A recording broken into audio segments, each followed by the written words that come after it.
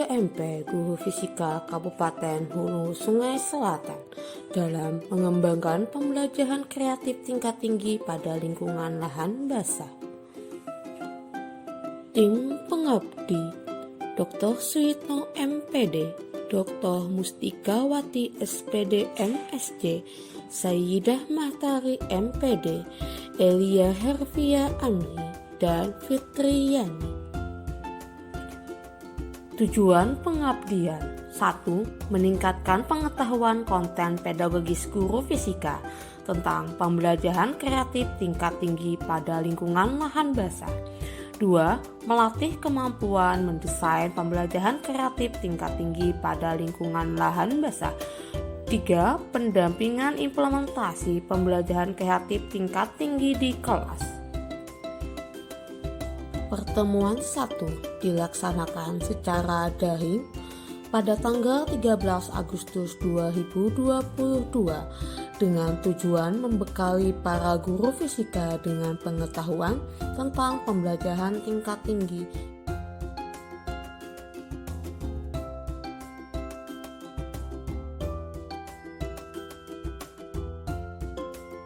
Pertemuan 2 dilaksanakan secara tatap muka pada tanggal 20 Agustus 2022 bertempat di SMA Negeri 1 Kandangan. Adapun tujuannya adalah mendampingi para guru dalam menelaah contoh-contoh RPP dan LKS pembelajaran tingkat tinggi dan dilanjutkan pendampingan penyusunan perangkat pembelajaran tingkat tinggi secara berkelompok. Dalam hal ini, pengembangan pembelajaran ditekankan problem based learning dan project based learning. Yang kami hormati Ibu Asri Kementerian PSDB, para pelaku ketua FSDB, Fisika Kabupaten Hulu Sungai Selatan, dan yang kami hormati Ibu Dr. Mustikawati dan juga Ibu Sayyidah Mahtari SPD selaku tim pengabdian dan juga narasumber kita hari ini, dan juga Bapak Ibu panitia yang sudah membantu pelaksanaan kegiatan kita hari ini, dan juga para peserta pasca pelatihan tentang pengembangan pembelajaran kreatif tingkat tinggi pada lingkungan masyarakat. Jadi Bapak Ibu dari MPSD dan juga Bapak Ibu dari sekolah lain di luar MPSD Kabupaten Hulu Sungai Selatan. Pada pertemuan kedua ini, ya, kami ucapkan banyak terima kasih ya, karena Bapak Ibu masih semangat ya untuk melaksanakan kegiatan kita hari ini. Untuk hari ini kita akan melaksanakan diskusi ya. Pada pertemuan sebelumnya kita sudah mendiskusikan tentang konten dan pedagogis dari pembelajaran kreatif tingkat tinggi ya. Kita sudah memberikan tentang teorinya ya, kemudian langkah-langkahnya, dan juga gambaran-gambaran yang kita berikan pada pertemuan sebelumnya. Nah, pada hari ini kita nanti akan diskusi langsung ke contoh ya, ke contoh seperti apa sih kita mendesain pembelajaran kreatif tingkat tinggi. Perlu saya sampaikan kembali ya, bahwa pembelajaran kreatif tingkat tinggi ini pada otonomi 3 ini peran kita tidak lagi mengajarkan pengetahuan baru, tidak lagi kita mengajarkan pengetahuan, tetapi kita memfasilitasi ya, bagaimana siswa itu menggunakan pengetahuan, keterampilan yang dia miliki untuk menyelesaikan masalah dalam kehidupan sehari-hari. Jadi ciri khas dari pembelajaran otonomi 3 ini, yang pertama adalah realisasi dari pembelajaran konstruktivisme.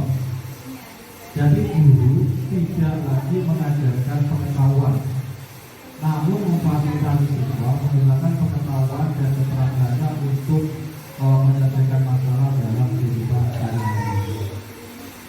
Dan yang kedua, kalau kita menerapkan pembelajaran tingkat tinggi, kita akan mendukung gerakan literasi.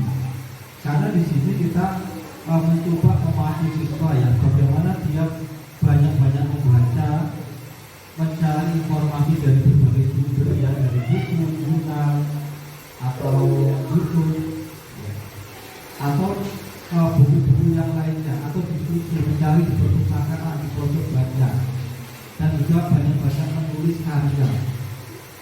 Jadi otonomi 3 ini mendukung gerakan literasi sains, baik gurunya harus berkarya dan kita juga harus berkarya. Kemudian yang ketiga, melalui pembelajaran kreatif otonomi 3 ini, maka kita akan mendukung inovasi sains dan teknologi yang mendukung industri 4.0. Jadi guru maupun siswa dituntut untuk membuat karya ilmiah dan juga memonetisasikannya. Dan memang sekali lagi, kalau kita sudah merasa nyaman dengan pembelajaran yang selama ini kita terapkan, maka kalau kita ingin menerapkan kreatif, rasanya berat sekali. Apalagi kita sudah membayangkan siswa pengetahuannya itu begini, keterangannya rendah, itu kita akan merasa pusing ketika mau menerapkan pembelajaran tingkat ini. Namun Bapak Ibu, kalau kita sudah bisa menerapkan, saya yakin Bapak Ibu akan ketagihan. Kenapa? Ini memudahkan kita. Mungkin pertama kita mulai menerapkan, kita agak susah. Kita harus mendesain RDP-nya, aktivitasnya, alat dan bahannya harus kita siapkan, harus kita kerjakan. Namun untuk tahun-tahun selanjutnya, kita hanya tinggal sedikit merevisi. Apalagi kalau siswa kita sudah terbentuk budaya membaca dan menulis dengan keikhlasan mereka sendiri, ini akan luar biasa sekali. Jadi Bapak Ibu pasti merasakan ya, ketika pembelajaran di perguruan tinggi dengan ketika mengajar di SMA sangat berbeda. Dan ini pengalaman saya Bapak Ibu ya. Pengalaman saya ketika saya kuliah S1, S2, S3, selama ini tuh kita itu selalu dimanjakan. Jadi kalau Bapak Ibu di sekolah itu lebih banyak mengajari informasi, menyampaikan materi ke siswa, jadi Bapak Ibu memanjakan siswa.